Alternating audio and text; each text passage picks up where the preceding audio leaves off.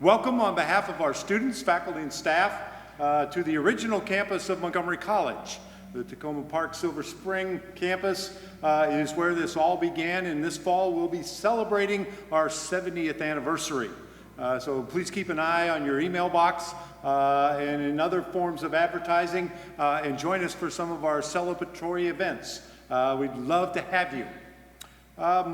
The Purple Line is something very exciting to particularly the Takoma Park Silver Spring campus of Montgomery College. This will be, and this phrase gets used too much, but it's true this time, this will be a game changer for our students and our faculty and staff in terms of being able not only to access the campus, but to sort of serve as a nexus for our students to be able to go and access all of the educational resources in the greater DMV area.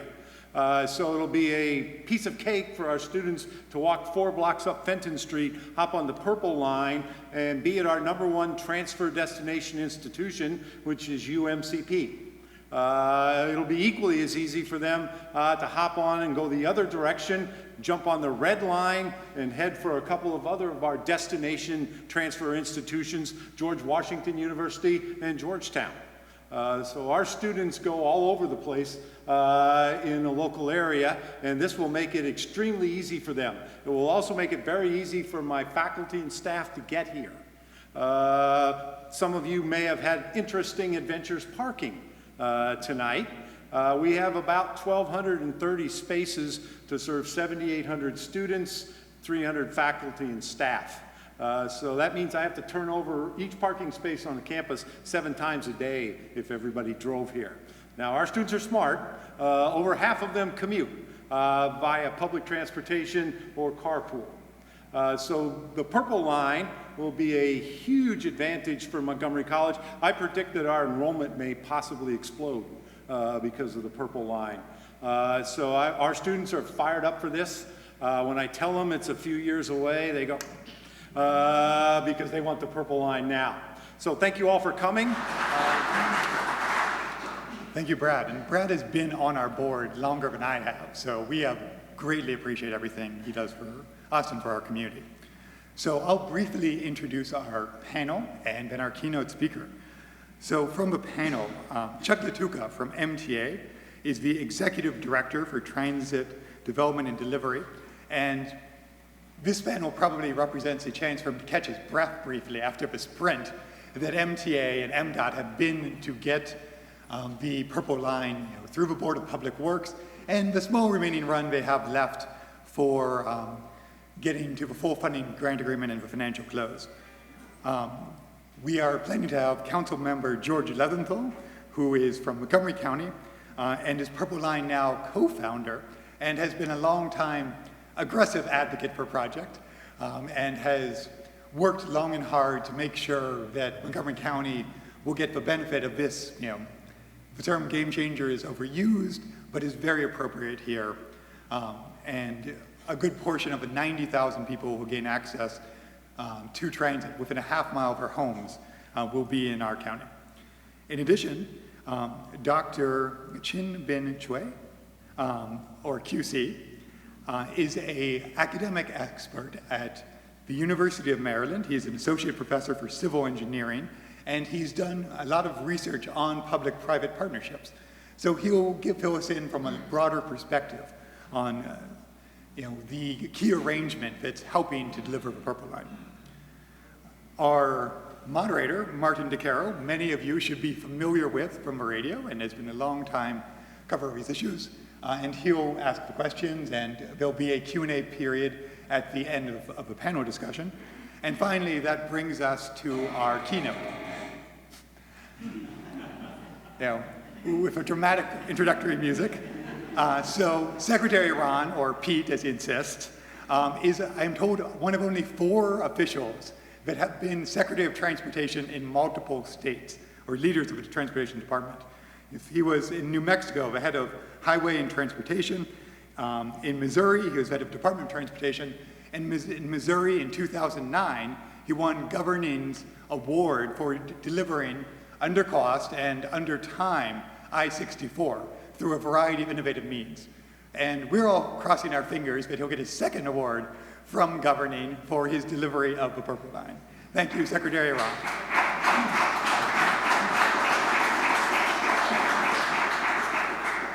Thank you, Greg. Good evening.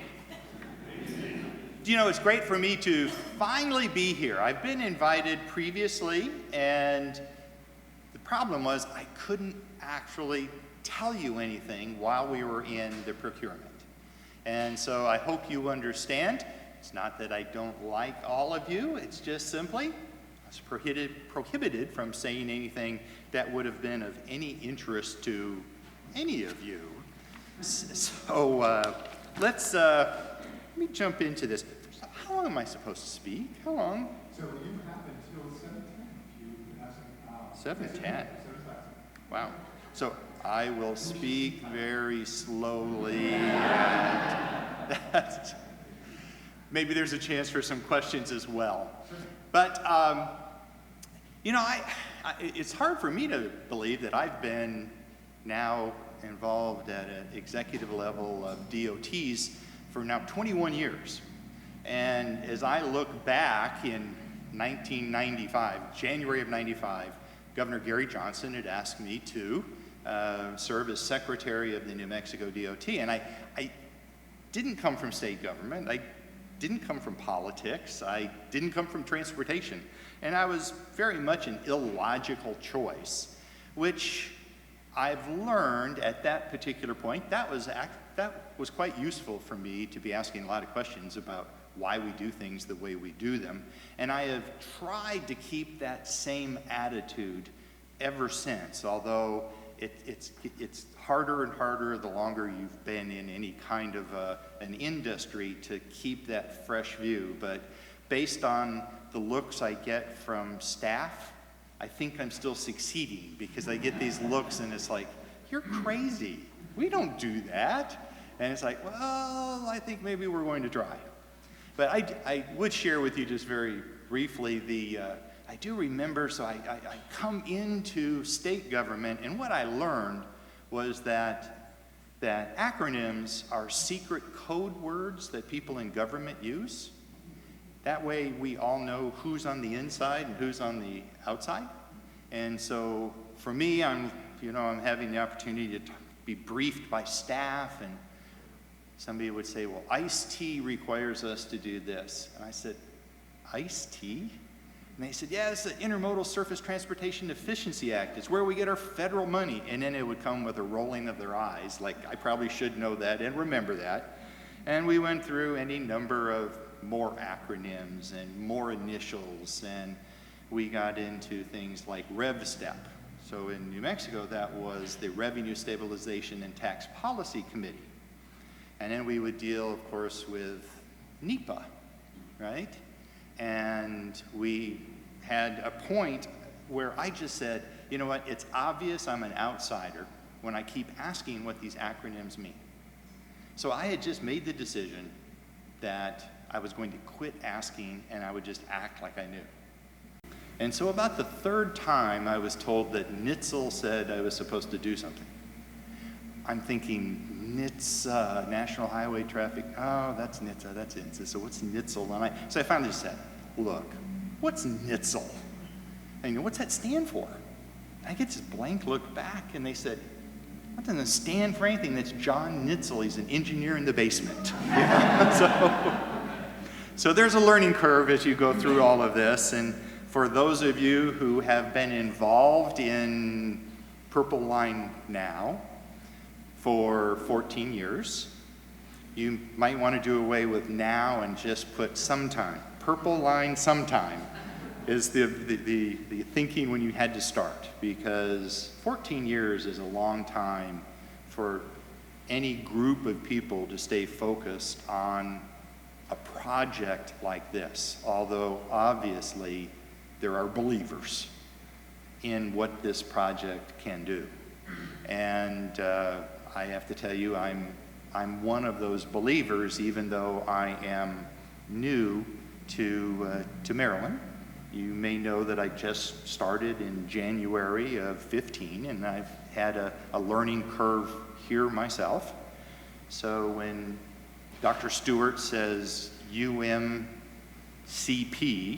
I have to think, what does that stand for, and translate. And so I am getting there, but it is still very impressive. I don't want to lose the point, which is it's impressive that you all have been involved this long, that you have, maybe if you're from Chevy Chase, you've had concerns that you've expressed for 14 years as well. And the fact that we have gotten through this process says a lot about the people who supported it, the overall efforts, and quite frankly, the strength of the design and the strength of the benefits that have been identified for the Purple Line. And so congratulations to all of you who have worked so hard for this for so long. So I'm a relative interloper here. I've just sort of stepped in at the last minute, but I'm very proud to serve with Governor Hogan and to be with Governor Hogan when he's made the decision that we were going to move forward on the Purple Line. So that's, I think that's fantastic. And of course, there is, in this day and age, the difficulty of imagining building a project of this size and scope when we have gone from NIMBY to banana, right? So are you familiar with those? So NIMBY is, not in my yard, my backyard, and banana is build absolutely nothing anywhere near anything. And so to imagine that, that a project of this scope and size is moving forward is also a testament to the people who have worked so long. As we talk about the Purple Line, I have to tell you, my impression of these projects in general is that they are at very, very high risk of having significant cost overruns and significant time delays. And had we not undertaken a P3, I would have a very hard time supporting a project of this nature. But the use of a P3, the sharing of the risk to the appropriate partners, provides us the mechanism to, I believe, have a project that is going to be developed and delivered on time and in budget.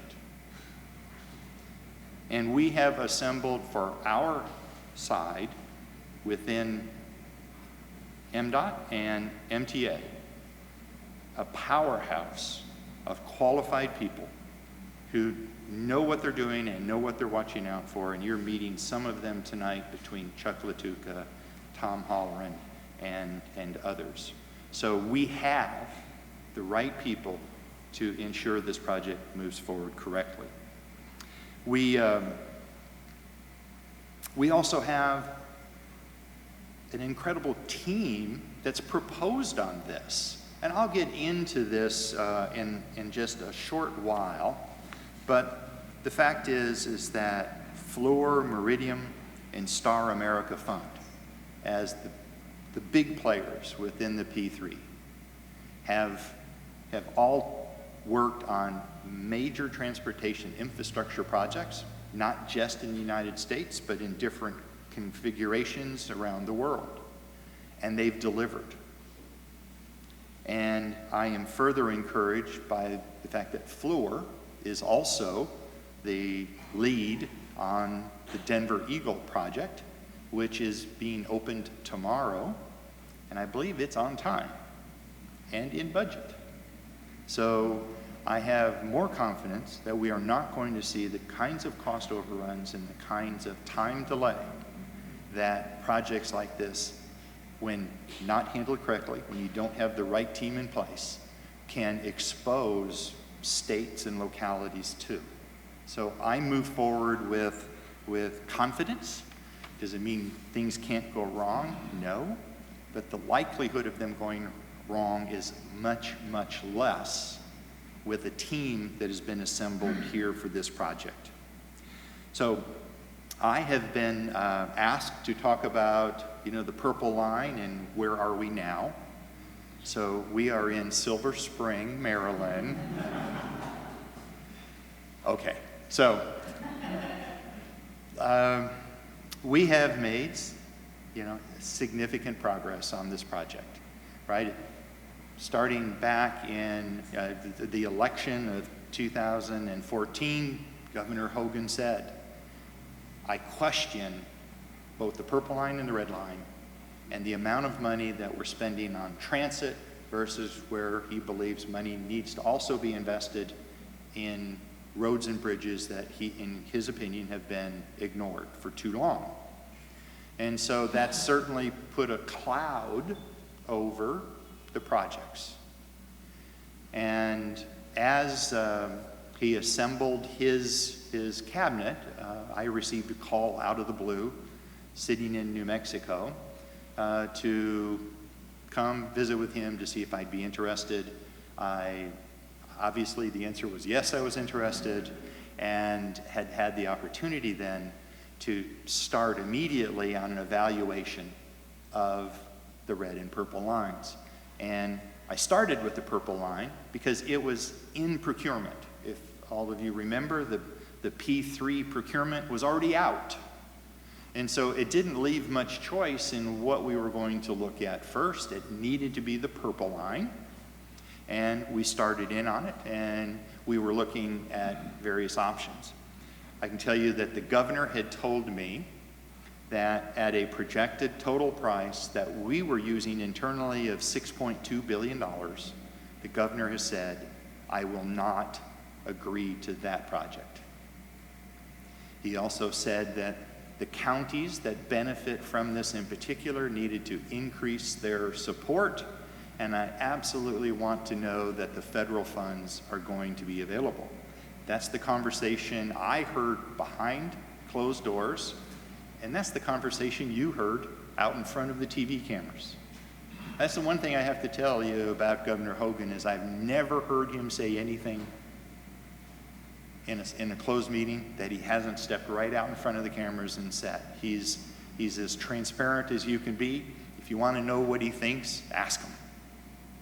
And so when he stepped out then on June the 25th, in which he announced that the Purple Line would move forward if we could get an aggressively priced proposal from a P3 team, if we could ensure we have the $900 million in New Start's federal funds as a grant, and that we had to get additional funds contributed by the two counties. And with just those three little hurdles, we knew we could get the project moving forward.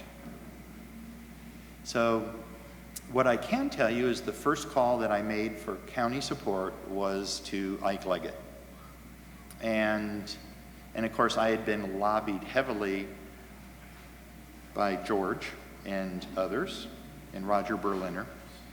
But the first call I made was to Ike Leggett and said, we're going to have additional funds for this project.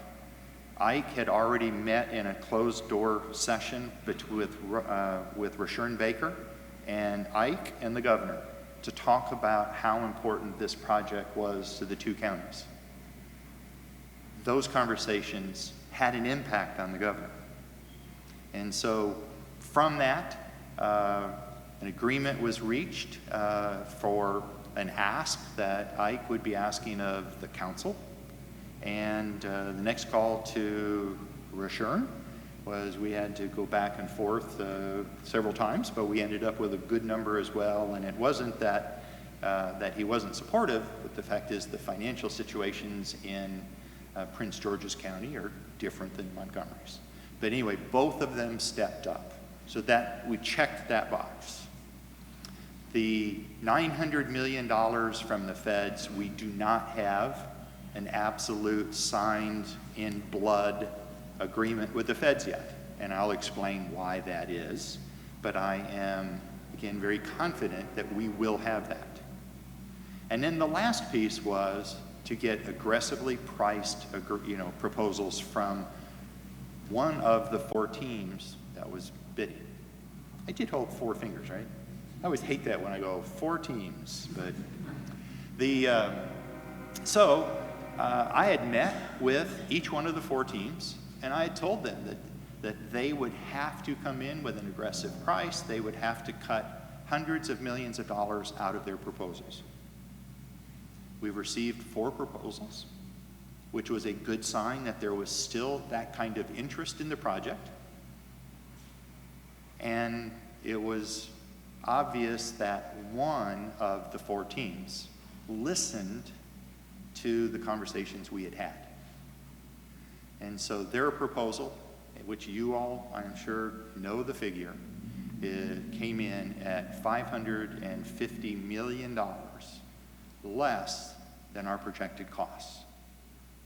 And I hope you won't mind if I just round numbers off. You don't want me to go out into decimals or anything, do you? Okay, so if you want actual numbers to, instead of $149.6 million, if you'll let me round it to 150, Chuck can give you documents that will have 149.6. So if you let me round, and Chuck will also bat cleanup for me that if I misuse a number, if I have the wrong number, Chuck will be able to correct that, and I hope, Martin, that you and the others will allow that correction. So, oh, he's shaking his head no, I don't know.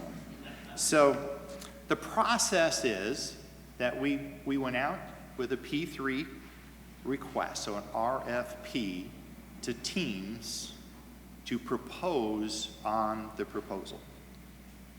And the contract itself that we've negotiated with all 4 teams, so they knew what it was they were going to be dealing with.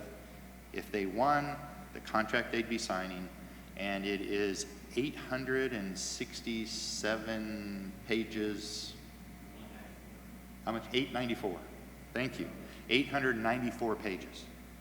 So there is a lot in there, and there's a lot that I frankly do not know, but I do know the high picture, or the picture from up high, and have been very much involved in this process to the chagrin of many. But what was incredible is to secure a $550 million savings over the 36 years of the project. The benefit of P3 and the benefit of a proposal from a company like Fluor, which in the case of this proposal, Fluor is going to be involved in the project from day one and intends to stay involved through all 36 years of it. Now, the reason that's important is that some P3 proposers, their intentions are to flip the project. They will build it and flip it, and someone else will have to deal with whatever the contractual requirements are, but often the company stepping in that case doesn't know all of the details or the other commitments that have been made. And so having Fluor be a part of the process for the entire contract is a very strong positive. Fluor is a good company, they're going to stay involved, they have a strong team. So the benefit, though, of P3s, and it's very clear here, was they made decisions to invest more during construction to save them money over the long-term operation of the project. Now, frequently, that is not what government can afford to do. That is not what a typical non-P3 arrangement would produce.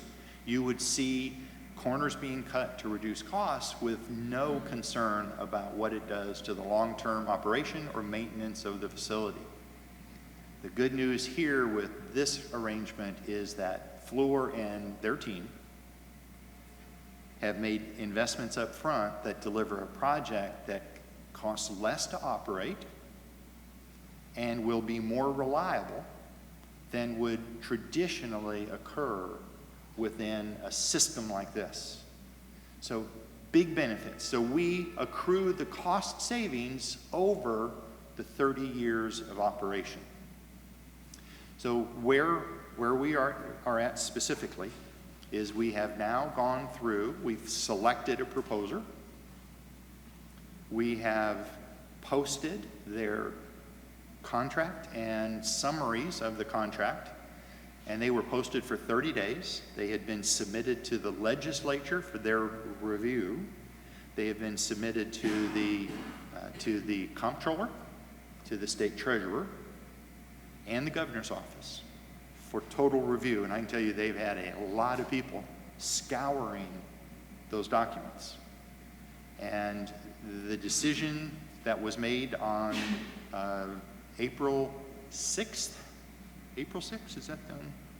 April 6th at the BPW meeting was a unanimous 3-0 vote to approve that contract.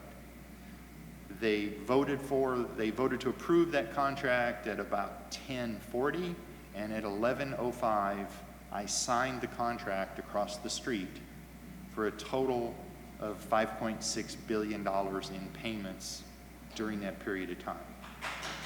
So,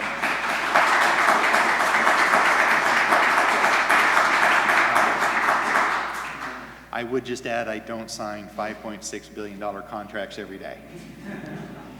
And it does make you a little nervous, but excited as well. So that's what's called commercial close, signed.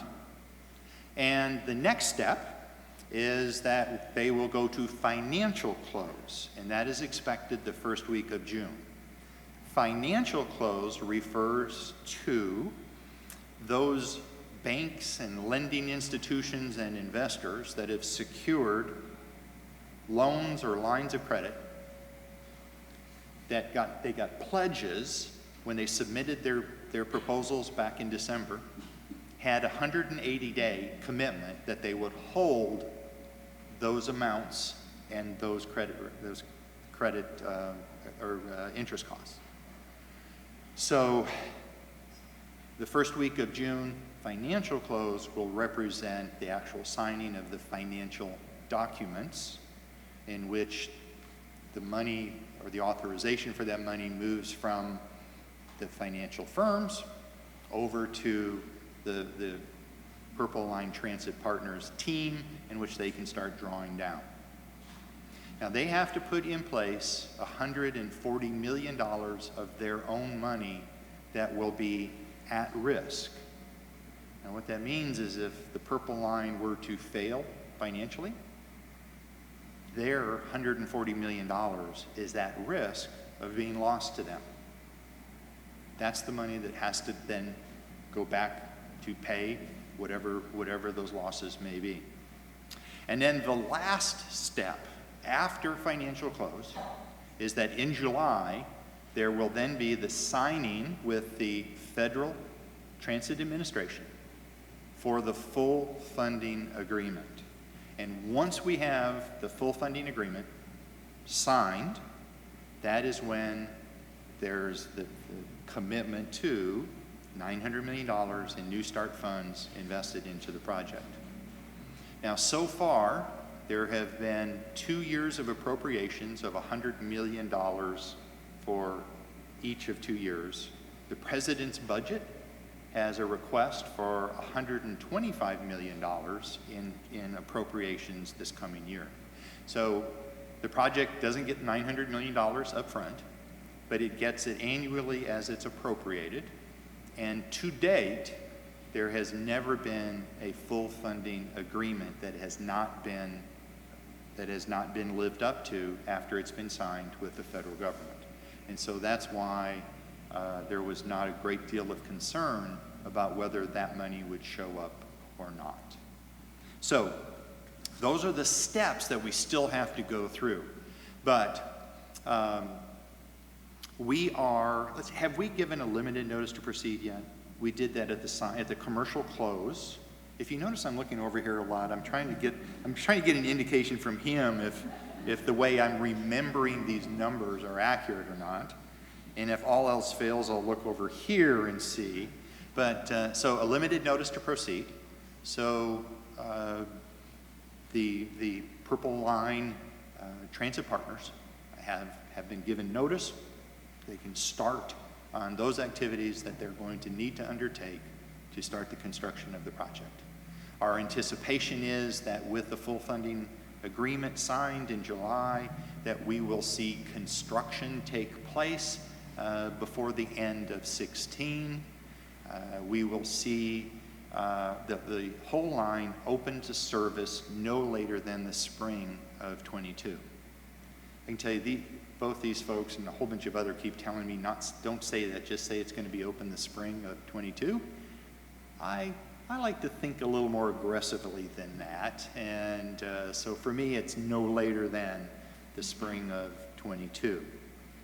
I had mentioned to you the reason that a P3 makes a lot of sense in a project like this is that sharing of risk, that particularly risk of cost escalations and time delays. And in the arrangement that we have with the Purple Line Transit, I've lost it, yeah, P's, partners, the risk for those things is on them. They have overages except in a very narrow category.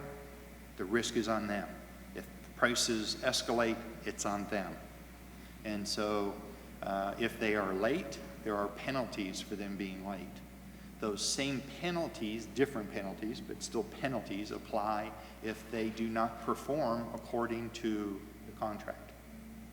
And so we can frankly hold the private contractors, operators, to a higher standard than we can hold our own people.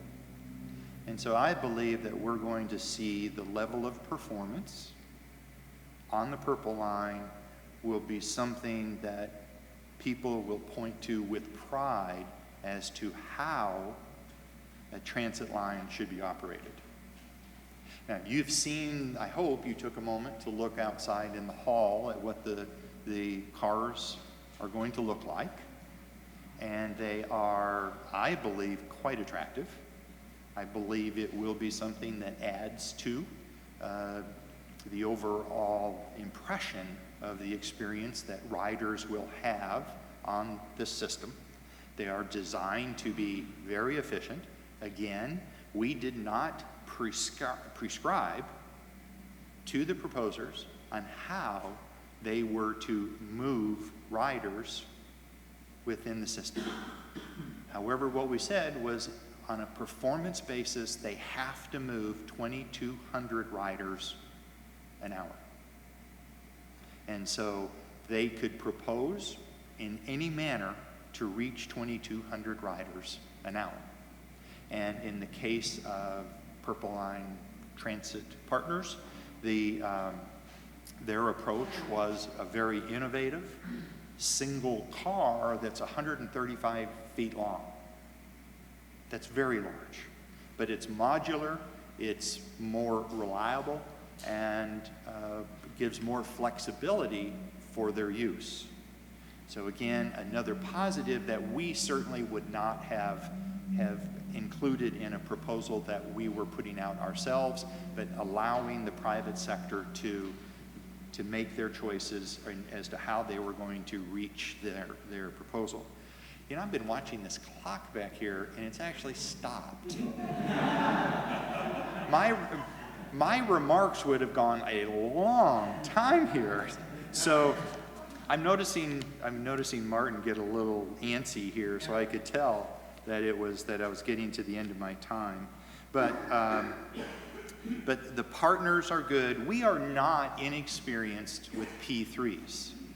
MDOT has undertaken 2 previous P3s that really represent the leading edge of the industries they were in. So we had first the Seegert port facility out at the Port of Baltimore, in which we privatized the container business out there and have seen really great growth and super handling of the containers that are there, and we are seeing growth when other ports are not. And then also the 2 I-95 service centers that maybe you have stopped at, the Chesapeake House and the Maryland House. If you remember the old ones, who really loved the old ones? Yeah. And have you stopped the new ones? Aren't they nice? Right? Those were privatized with Arias, and they're providing superior service to the people who are stopping and using them. So we have experience with P3s. The results have both been positive. We will have a positive experience with the Purple Line and its delivery and its performance. Because you know what, if we don't, it's going to cost them a lot of money. It will cost them a lot of money because we've put together, I believe, a great contract. We brought in national experts to help us negotiate in both the legal and financial sides. We did not go into this with our eyes shut. We went into this with our eyes wide open and fully aware of what is in that contract. So I'm excited.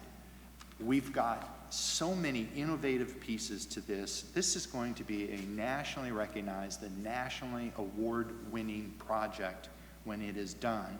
And I know there are concerns from a number of you that are here from Chevy Chase.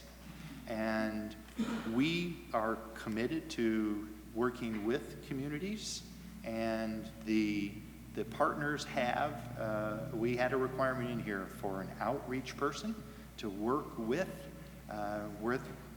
communities. And now I can't guarantee that you're going to be happy, but you will continue to be listened to. And for those things that we can deal with, we will. So thank you very much.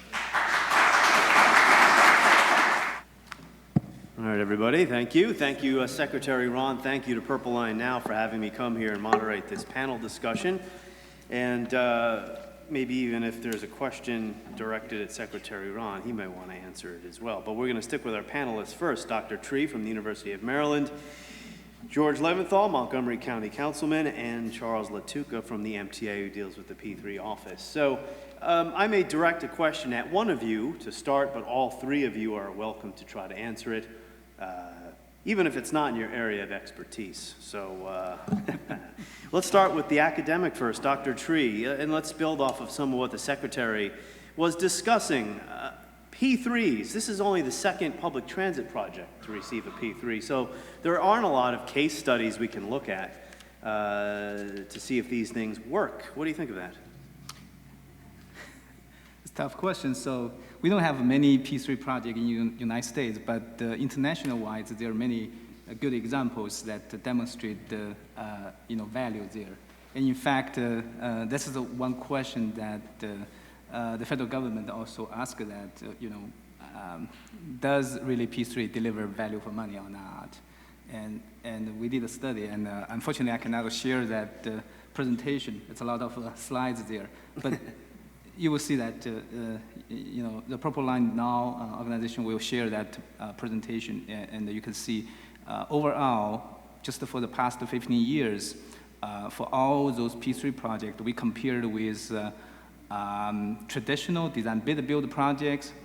So the project we consider is about 120 projects, highway projects, transit projects, airport projects here from the U.S. Department of Transportation. And you can see that P3 can deliver some value for money, especially the certainty of the cost. And I want to really echo Secretary Peter Ryan's there. And I was shocked at the beginning when we worked with California Department of Transportation and the San Francisco County trying to observe the Presidio Parkway project, because that's also a very controversial at the beginning. So there was a lawsuit there. So we were hired by the county and the state to see to observe the project. And I was shocked at the beginning that they have a slides for most mega project, over $500 million project in California, and the cost overrun is about, on average, is 75%. I was shocked on that slide. So you want to think there. And so it wasn't, you should not really blame the public officials here. Then we have like a 50% cost overrun on that transit center there. Did you have to bring that up? Before the other panelists jump in, if they wish, the Eagle project out in Denver does open tomorrow. Some similarities. It's a 34-year contract. A $1.03 billion grant was made in 2011, so they're opening about 5 years after, and that's roughly the timeline to open up the Purple Line. Do the other panelists want to jump in on, it's somewhat uncharted territory here. Comparing P3s in the United States to Europe or other areas is also fraught with difficulty because they have different regulatory and labor arrangements in those countries. Well, there's a couple of observations I'd like to make. First of all, I have nothing but praise for Secretary Pete Rahn. He has been so accessible and available and responsive, and he told you the story about the back and forth within the Hogan administration. What he didn't tell you was that he's the primary reason that Governor Hogan was persuaded. He believed, Secretary Rahn believed in this project, and for those of us who wanted to make it happen, he obviously has overseen large, complex projects, and Governor Hogan made a wise choice in reaching out to him, and this is something that Secretary Rahn personally wants to succeed. Now, it's important to remember about the P3 model that this was not a Republican model. This was something that the O'Malley-Brown administration had decided to embark upon, and when you talk about opening in 2022 and making a 30-year operating commitment by the private concessionaire, this is going to last long beyond any of our careers in elected office. So no matter who wins the next election or the one after that or the one after that, this system is going to have to be serving generations of riders to come. And so we're really making a compact with the future here that is going to last long beyond any of our political careers, and therefore, it is necessary that you have consistency, and I do think that the private provider, the long-term contract, provides greater consistency than what you would see if government, which does go, potentially back and forth with each election cycle, would be able to carry out. And so this was not by any means a partisan approach to this. This was a recognition, I think, on all sides that government is just not doing well in investing in infrastructure. We're not, the traditional mode isn't working throughout federal, state, and county. We're frustrated by our inability to get a handle on the needs that are there to address traffic congestion, to provide people with alternatives to the automobile, and road projects, and infrastructure projects. We've got to try something new, and there's a broad consensus around it. And in Denver, there's already an anecdote in Denver where a bridge was found not to meet performance standards, and the private contractor, at its own expense, tore it down and rebuilt it. No expense to the government because the private contractor knew it had to meet the requirements of the contract. And it just makes sense to me as a big D Democrat that a private concessionaire is going to have a commitment to make its deal profitable that is likely to result in better performance. That just makes sense to me, even though I believe in the ability of government to solve problems. There are some problems that are better solved when you have a private concessionaire that wants to make sure that a project remains profitable. We don't have a profit motive in the government, and sometimes that leads to leakages. Sometimes that leads to arrangements being made for purposes other than efficiency and maximization of profit. So I'm absolutely committed to this model, but especially I'm just I've really got nothing but praise for Secretary Rahn and his remarks here, and even after he asked you for more money. Well, look, whatever it took to get the deal done. I mean, it was clear as he said, and again, I don't even know if he illustrated the extent of it.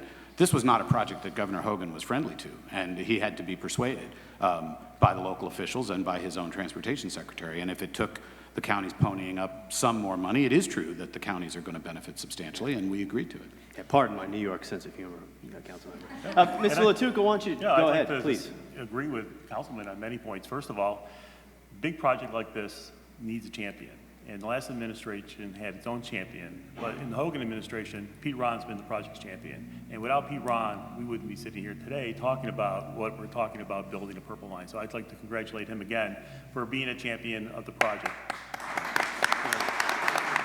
And we So thank that- Governor he Hogan, made- too. He made the decision, Governor made the decision, but, you know, when things got tough, Secretary Rahn was there to buck me up and during negotiations and help me resolve problems, and we wound up with a good negotiation that resulted in a positive result that the governor could approve. And so we're here talking about this today. So P3s, why do we use them? Because they are going to deliver a certainty, as the councilman said, how much money are you going to be spending once this thing starts operating every year for every next 30 years. And I bet WMATA would like to know what they would be spending in 30 years to rebuild or keep their system update. We will know. They will not know. And that's the difference between a P3 arrangement and what traditional government run operations have. So we have the luxury of knowing that exactly to the penny how much we will put out in year 2052.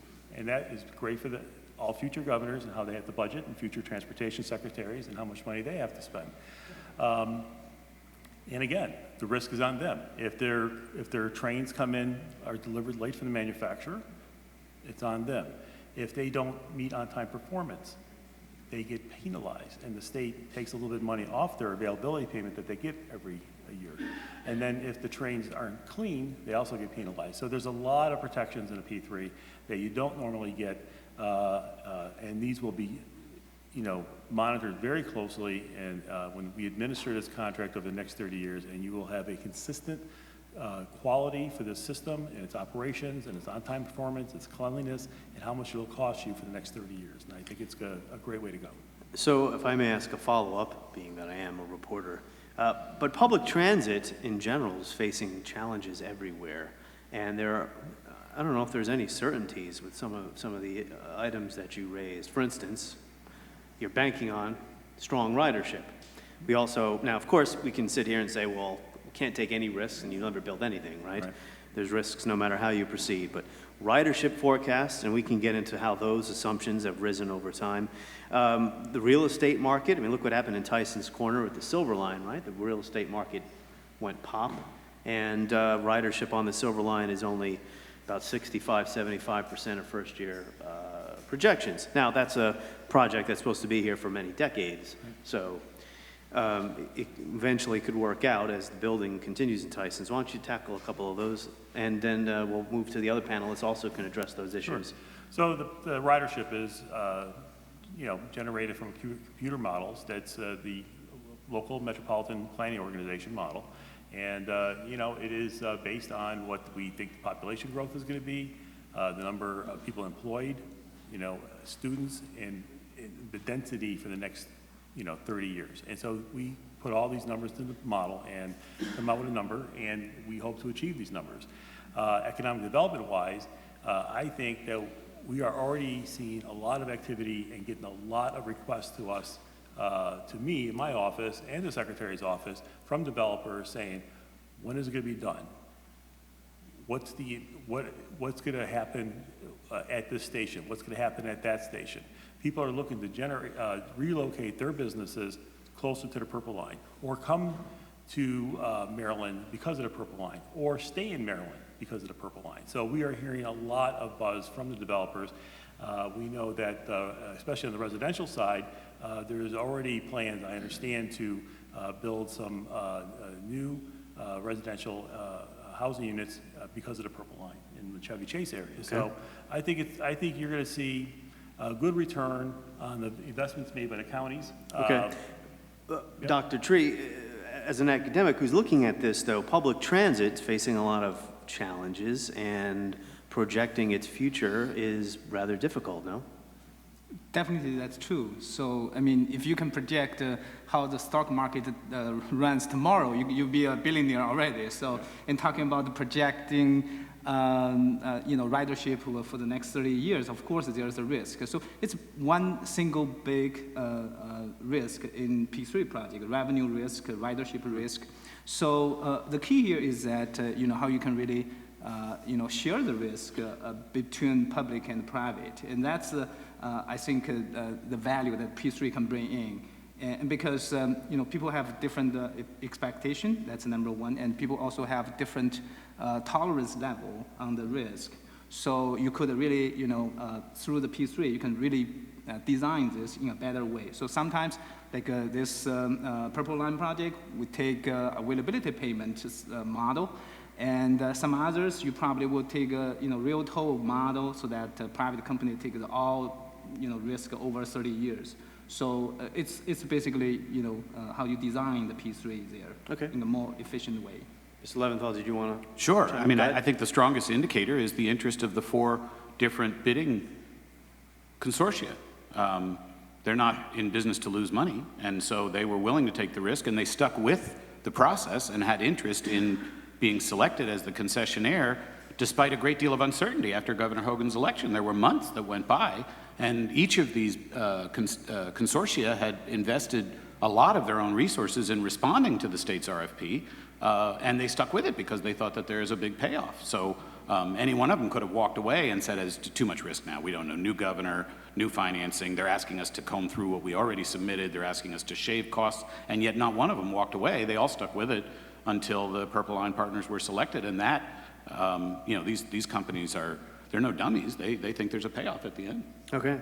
So I recently sat down and had a discussion. The people who were involved in it called it a salon, but I will not refer to it as that. I discussed with people who were involved in the transportation industry, not just from the United States, from other countries as well. Australia, where Transurban happens to be based. Transurban partnered with Fluor on the 495 and 95 express lanes, which I should point out were built in Northern Virginia and were on time and on budget, and they are P3s. So I had this discussion, and it revolved around their frustrations, as the council member mentioned before, of getting infrastructure built in our country and doing it quickly. So the question is, how do we know that the P3, when it comes to a project like this, really will be faster? Not just we're talking about construction, but concept to opening. The frustrations of these transportation executives who I was speaking to said it still takes way too long to get anything built. And they're looking at P3s as a hopeful, but our region is an outlier when it comes to P3s. With Maryland and Virginia, many places across the country don't do P3s when it comes to transportation projects. There are more of a natural fit with highways because there's a revenue source, tolls. You have a different setup here with the public transit project. Why don't we open that to any of you first? Want to take a crack at that? Did I ask a question somewhere in there too? I forgot what it was. Is it really going to be faster? How do we know? I can't say it'll be faster. I just think that the infrastructure challenge is one of the most significant public policy challenges we face, and it connects to every other challenge we face. It certainly connects to climate change. We've got to provide alternatives to, the highway infrastructure that we've got today. So we don't have any choice. We've got to explore innovative ways of financing investments in our infrastructure, and this right now appears to be the most promising, and we're wise as a state to move ahead. And whether it faster than, I'm not sure faster than what, faster than it would have been if the state had overseen all the construction, well, that's something we'll never know the answer to. So maybe I'll refine my question too. I mean, getting it done on time and on budget as well is important. If they don't get it done, they don't get paid. So they have to get it done. There are milestone payments along the way, but at the end, when they open for revenue service, there's a $100 million payment waiting for them. So they don't get that $100 million until they open for revenue service, and that is a very big carrot to hang out there, and I think that'll work. Okay. Yeah, it's a performance-based specification. So, and kind of interesting. In fact, we talk about this P3, and in other world, in other industries, basically servitization. So, energy side you call it EPC, and in fact, there are many other similar model. Defense industry, they call it a PBL. That's all performance-based. That contractor, concessionaire deliver the performance, and then they got paid. Mm-hmm. So they're not really deliver single products of assets. They are deliver the long-term performance. Yeah, so that's performance-based specification. Yeah, and I don't mean to be taking a position with my questions. I just figured that I should ask some pointed ones so we can get some thoughtful answers, and I thank the panelists for doing that. We have 10 more minutes for questions, and we're going to open up to Q&A in the audience. So, naturally, there are going to be risks of overruns and delays, no matter what you do when it comes to major infrastructure, because there's just certain things outside of our control, weather, any number of things. You look at Silver Line Phase 2, not a P3, the Virginia Department of Transportation, or I should say the Airports Authority is running that project, decided that they had to comply with new stormwater runoff regulations, and that automatically added a year to that timeline. I look at Silverline Phase 1, not a P3, but there was a pretty strict contract between Bechtel, which we all know is a huge company that does these projects, and the Airports Authority. Very strict that they had to get this done on time, and cost overruns would be on them if it were their fault. Yet that project was still 6 months, at least 6 months overdue, and not necessarily over budget because they had a gigantic contingency fund. It was about $500 million. Anything, it's, you know, no analogy is perfect, but do we learn anything from how the Silver Line is being dealt with in Northern Virginia here with the Purple Line? Quite frankly, I don't have a lot of knowledge of Silver Line, Okay. but we have a lot of confidence and faith in our contract that we struck with Fluor, and in their past performance, as Secretary has said, they have brought it in on time and on budget. Denver Eagles opening tomorrow, as you mentioned earlier, and that is opening on time, and they will, you know, eat their mistakes, as was mentioned earlier. And the 495 project was also Fluor. And Fluor brought also some of the companies that they worked with on these projects, Lane and Trailer, are construction contractors that had roles in one or both of those projects. So they have an experienced team. They know what they're getting into.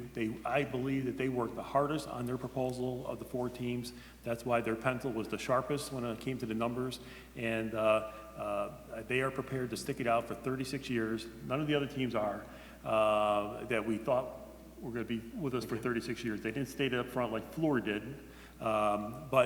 and I think Fluor, because they were going to stick it out for the entire period, was able to base their financing of their proposal on that fact, and they are going to be a very committed partner with us, and we have a lot of confidence in them.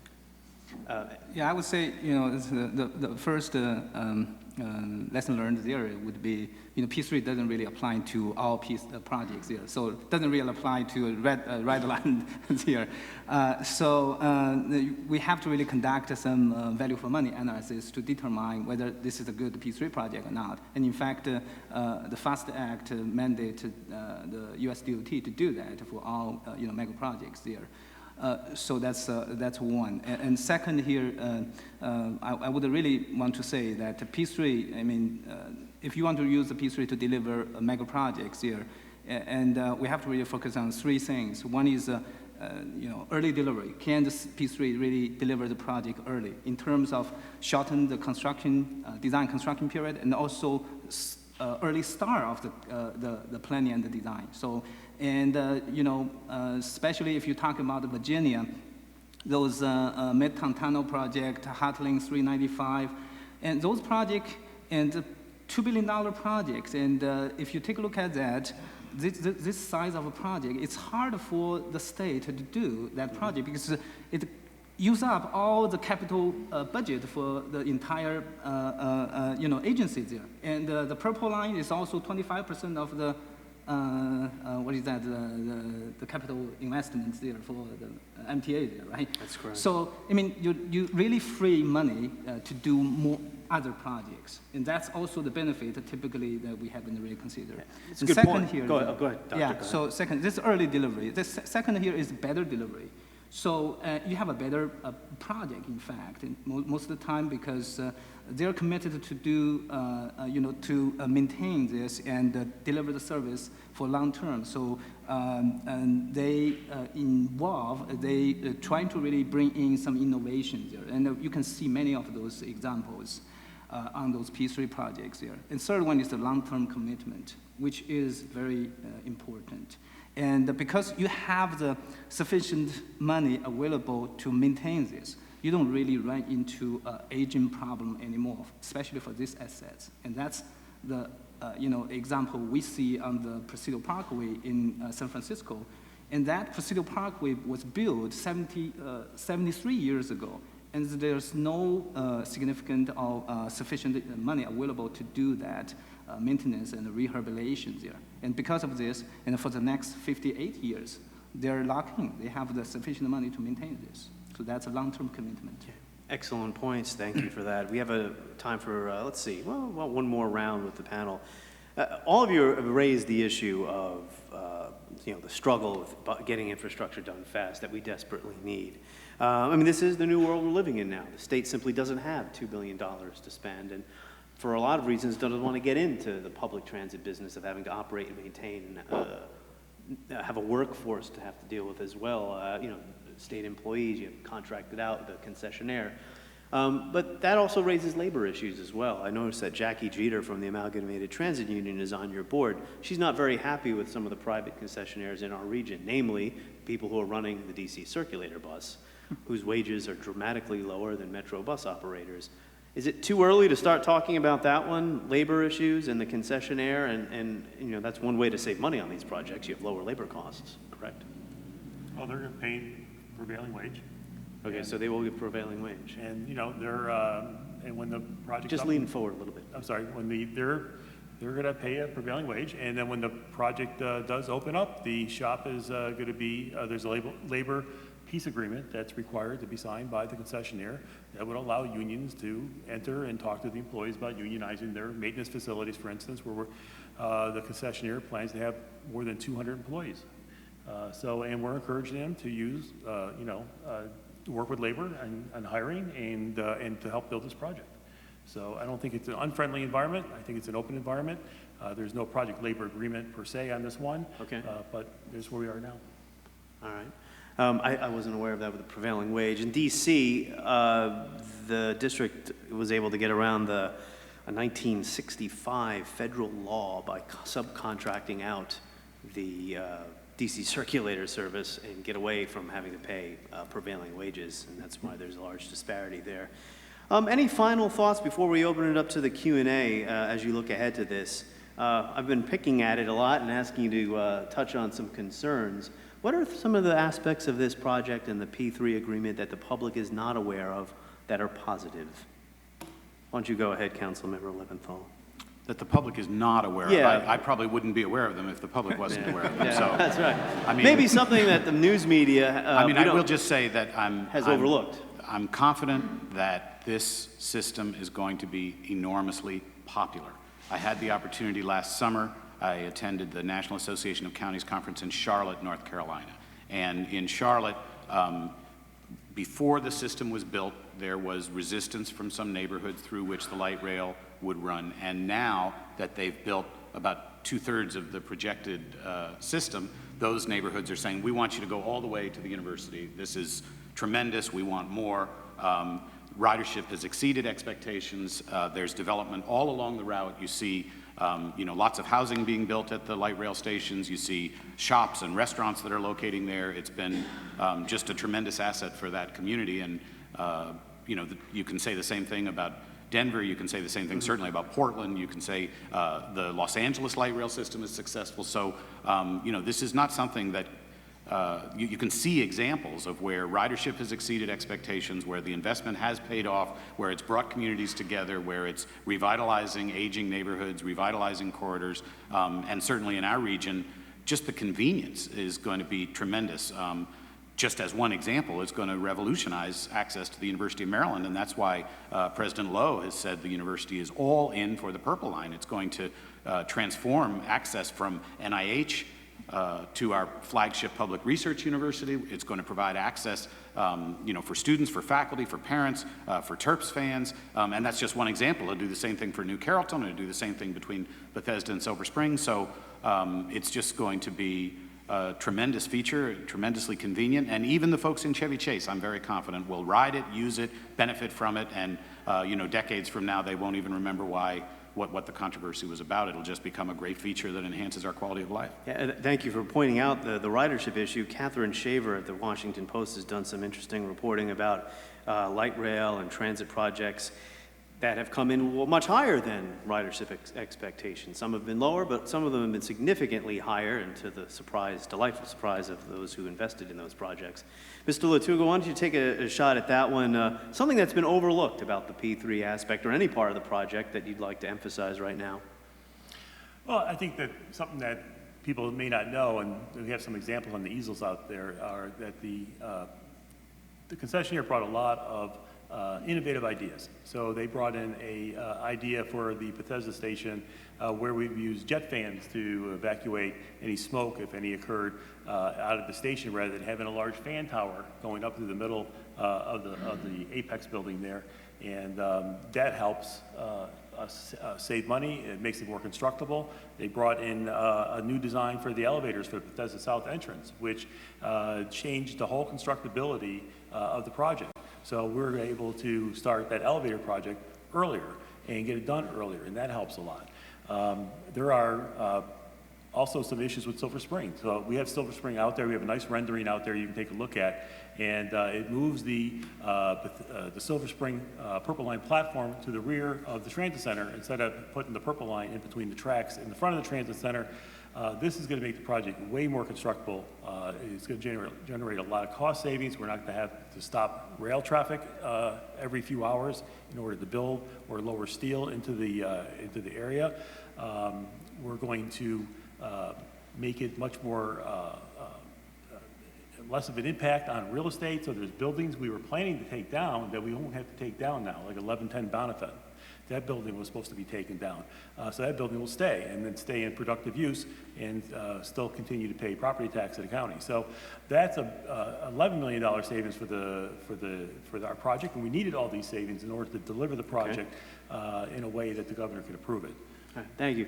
I just want to say about that really quickly. I think that's one of the great benefits of the P3 process was that when the administration told the bidders to scrub the project and identify potential cost savings, you had 4 very knowledgeable, skillful sets of bidders looking at the project with fresh eyes, 4 pairs of eyes, saying, you know, let's try it this way, and identifying savings and efficiencies. That would not have occurred through a traditional state-run contracting process. Yeah, so in talking about the transit project, in fact, many times, the benefit might not really be well captured. So that's the reason we call, you should really have some value capturing techniques to see. And I'll give you an example that we work with San Francisco County and the city transit authority there. They have a project to basically move that the light rail on 19th Street from center to the side. And so on the side is a shopping mall there.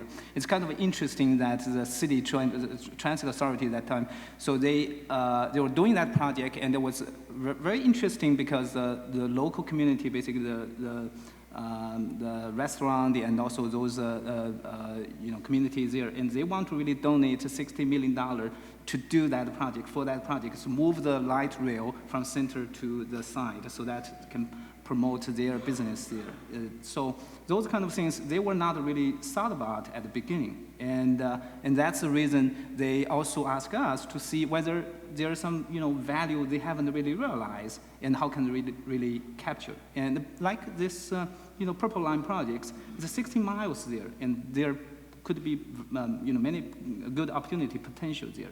Thank you, Doctor. And it sounds like you're saying that the P3 model is going to continue to expand to other areas of the economy and life in the United States, correct? Maybe? All right, well, we'll have to do it. All right, well, let's open it up to Q&A from the audience. No doubt the nation is going to be looking at this area and Denver to see how. Yeah, the microphone's back there. Anyone want to raise their hands, but just briefly before we open it up, the nation will be watching the region to see how this contract works out, because the demand to live in transit-oriented, walkable, bikeable neighborhoods in urban areas is here and it's growing. We talk about a nation of 50 states. Well, we're really a nation of regions and urban areas as well.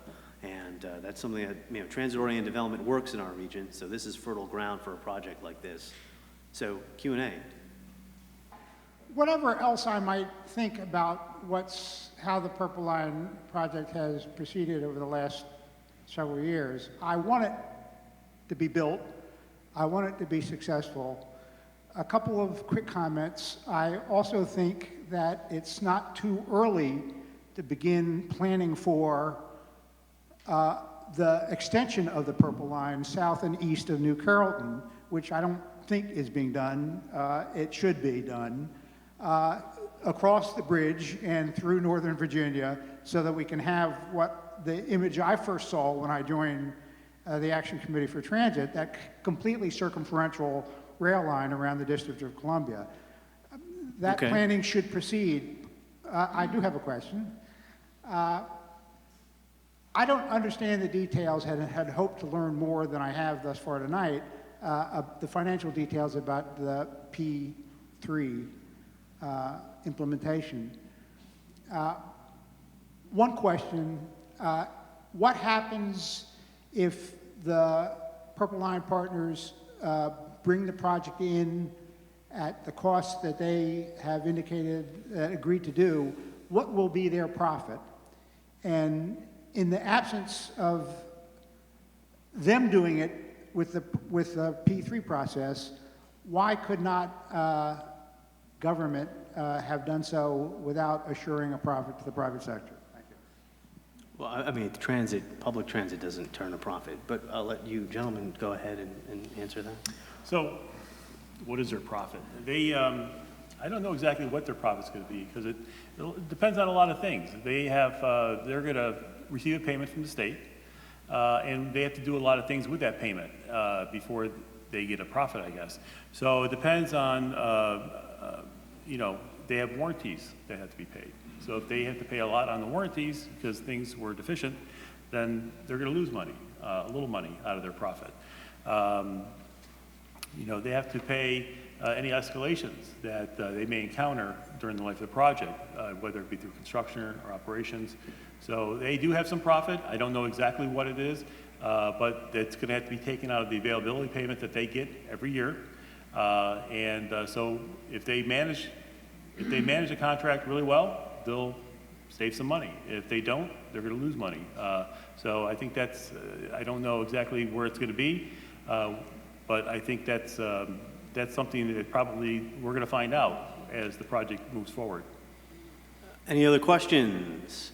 Over here? I want to know if they going to start at Prince George's County or Montgomery County. The last time I heard, it would be in Prince George's County. That should be an easy question to answer. What was the question? Where will construction begin? Prince George's or Montgomery? Oh, Prince George's. Okay, Prince George's County. Yep. Any other questions? Go right ahead. I was struck by Martin's question about what can be learned from the Silver Line, and one of the things that I think can be learned is that stations have to be very friendly to pedestrians and bicyclists. Excellent point. And the Purple Line, of course, will not have a single parking lot built, unlike Metro. People are going to approach these stations on foot or by bike.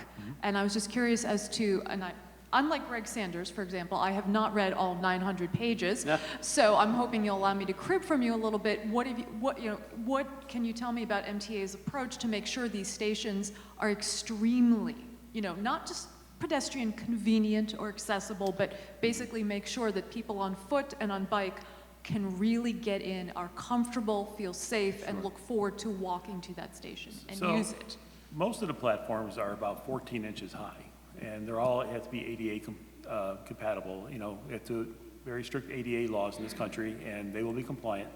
In areas where platforms like here in Silver Spring, there will be elevators to the platforms for people who need them.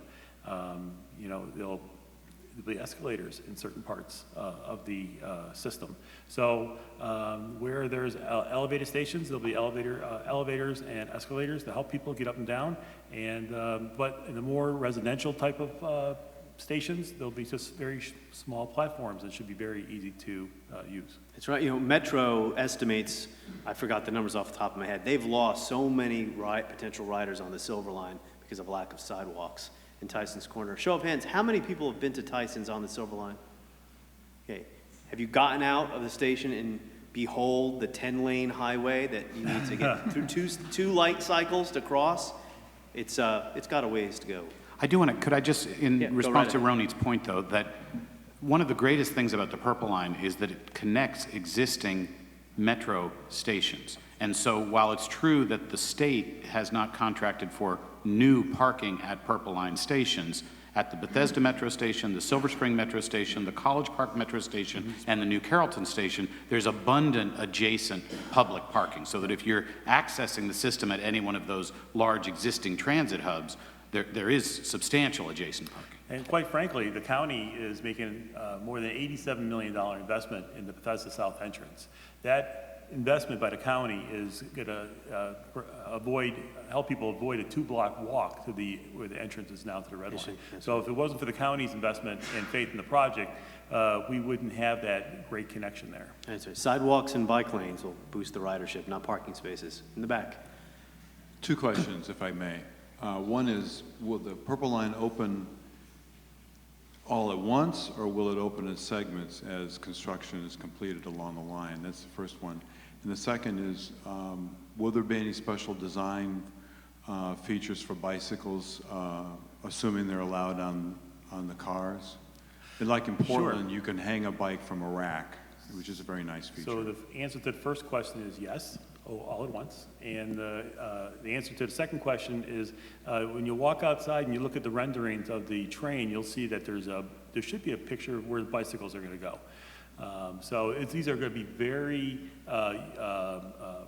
accessible cars. Okay, so 80% of these 136-foot cars are going to be single level, no steps up or down, only on the very ends. So it'll be very ADA compatible. There'll be bike racks. The seats will flip up for the handicapped folks who need space for their wheelchairs. And then during peak periods, the seats will flip up to allow more riders. So, but yeah, bikes, wheelchairs, a very compatible train for those users. Okay, another question? Yes, I noticed on the poster outside, it said future ridership is estimated at 70,000 people. Is that correct? Am I remembering that? That's 74, yeah. Yeah, and what I'm curious about, it seemed awfully conservative to me, because at the Takoma-Langley intersection, we have 11 bus lines coming in there, and there are 12,000 boardings per day. Yeah. And that area has 2 sector plans that have not even begun to be redeveloped. Right. And I can imagine that just that one station stop is going to probably double the ridership just getting on and off of buses, not to mention the Purple Line. Those projections are based on current zoning, not what's coming. So, you know, yeah, I have to say that one word we haven't used when we made all our estimates and projections, the word is conservative. We were very conservative with a lot of the way we used our numbers. So we are hoping that we will achieve more than the numbers that we have publicly stated. Question in the back? Is that Tina Slater? Hey, you're not allowed to ask any questions. Come on, just kidding. Well, I just wanted to make a comment about the issue of the safety for pedestrians and bicyclists getting to the Purple Line. Back when I had Renit's position, she's currently Action Committee for Transit President, but I was president when the P3 people started, you know, trying to gen up some bids. And so they were always interviewing me about questions about the Purple Line.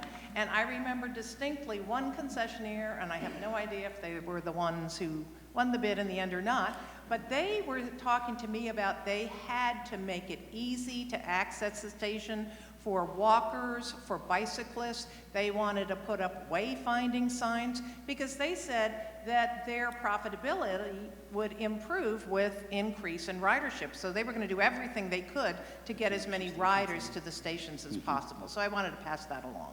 Thank you for your comment. But another question or two? This gentleman right here in the blue jacket. Yeah, I asked this question in the attitude of leave no stone unturned. I just want to kind of shift to the federal funding commitment and being able to consummate this. Just want to make sure that in all the cost-changing, you know, cost-shifting responsibilities, the complexity of the P3 contract, that's not going to precipitate FDA doing delays or adding interest costs or any hiccups in the process, and whether or not we should be doing anything else to make sure that $900 million is nailed down. They're not used to doing a lot of P3s, right? So this is the second one. And so they're learning a little bit as we're talking to them. And so they do move the goalpost once in a while, a little bit. So like in terms of contingency, so they are, you know, have to look at the contract that they would only look at it after BPW approved it. So they look at the approved contract and they're going to determine if our contingency is enough. So there's a little bit of a risk there that they might say, well, you might need a little bit more contingency there.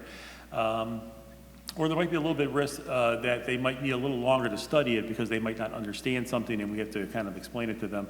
We're hoping for July approval. It might slip a little bit, but I think we're confident of mid to late July that we're going to get that FFGA. But once they're comfortable with that, that full funding grant agreement analysis that they have to do, and of course all the financing on the private side and the state side and the county side, the local side is all lined up, they should have no problem in approving that full funding grant. Okay, I believe we're time for one more question, and unless the panelists are all going to get out of here immediately, you could probably approach them and ask them questions. Go right ahead, Ms. I have a question about how WMATA is working or going to work with the P3. I think one thing public isn't quite aware of is the redundancy that will be provided in transit overall for the region, that when something happens on one of the metro lines, they have the ability to move from one line to the other using the purple line. And I'm sure that WMATA is involved, but I was just wondering if you could speak a little bit to how they're working with the partnership.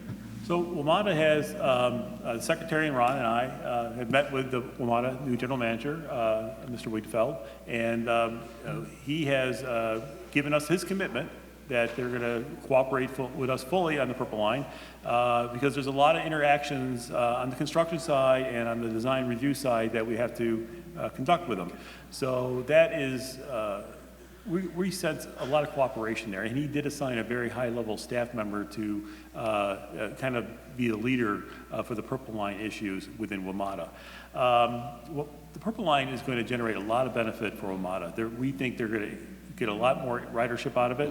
30%, we think that 30% of the ridership is going to transfer between WMATA and MARC and the Purple Line. I think you're going to see revenues go up and not down for WMATA as a result of the Purple Line being built. Mr. Bennett is given, sorry, go ahead. Paul Wiedefeld visited with the county council quite recently, and I asked him about two of the specific issues, whether the Purple Line would be included on the metro map and whether there would be a single fare medium, both of which my constituents have been asking me, and Chuck can address this from the state side or Secretary Rahn, but Mr. Wiedefeld said absolutely WMATA wants both of those things to occur. They want the Purple Line to appear on the metro map, and they want to have a single fare medium that can be used for both systems. Mr. Bennett has given me the okay to get another question or two in, so. On 16th Street, Spring Center. My question has more to do with time framing, when it's going to come to that area, how soon I'll have to close. So there's going to be a lot of outreach to businesses, and we don't have the exact schedule yet, and when we get that, there's going to be a lot of public outreach on that and notification to business owners. We have a team that's been visiting. I don't know if your business has been visited yet, but we're trying to hit every business within a quarter mile either side of the Purple Line. I think there's over 900 of the businesses. We're going to try to minimize disruptions. We're going to, put up wayfinding if the access to that business is blocked, and so people can find your business. We're going to also try to do a lot of educational forums with business owners, especially with small businesses. The business owners are operating their businesses and they don't have a lot of time. So if they can't come to the forums, we're going to try to bring the information to them directly. Okay, gentleman right here. One item that impacts ridership, whether it's 74,000 or 174,000, is something we've been told in the last decade, don't address. But now we're so close to the dig date, we start a conversation on fares. What's it going to cost, line to line, or station to station? Start talking about fares. I believe $2, right? It's going to be the opening fare, $2? Well, that's the baseline that we're going with right now for our calculations. There's going to be a fare committee. MTA is going to set the fares, not the concessionaire.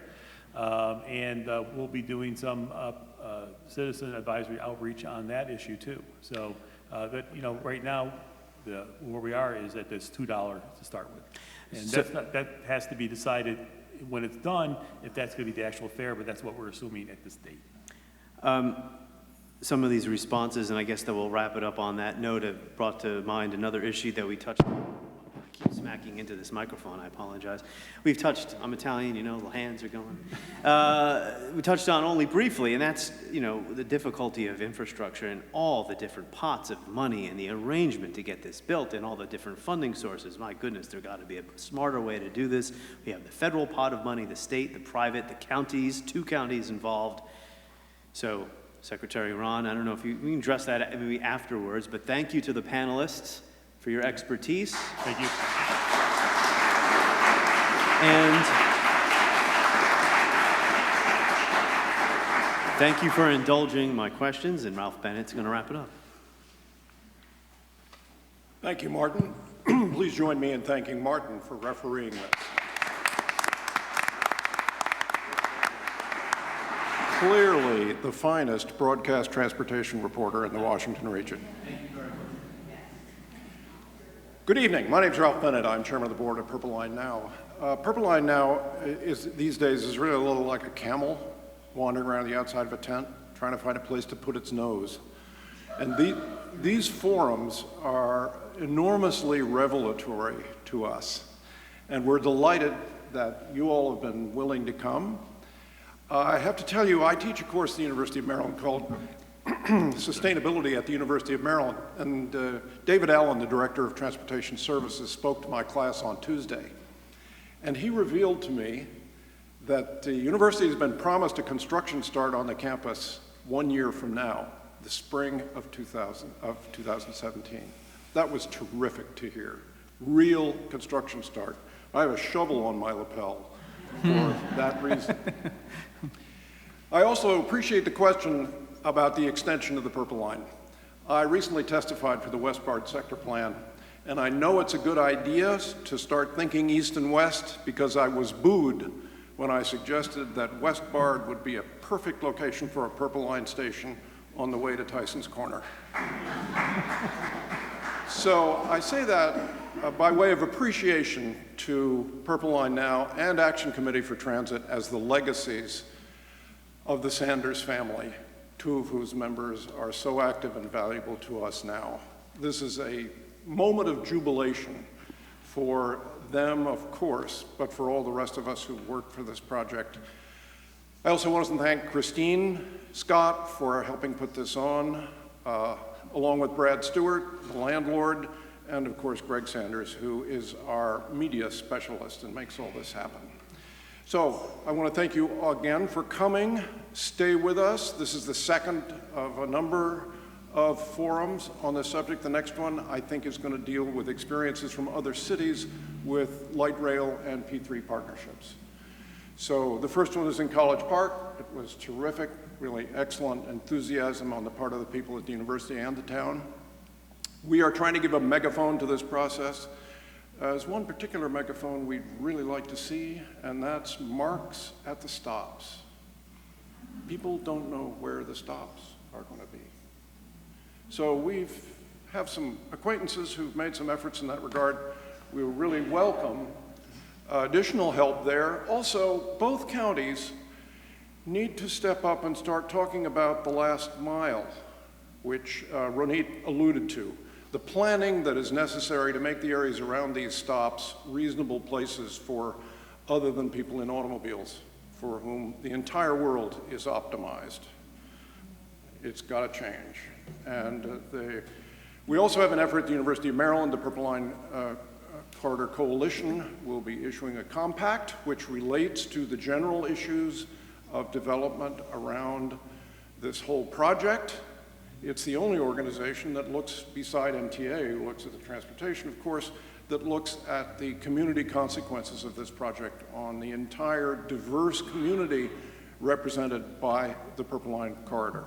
So we urge you to keep with us in the efforts that we go forward. Again, please join me in thanking Secretary Rahn for being here. Welcome to Maryland. And to our panelists and moderator for this wonderful panel discussion. Great. Thank you.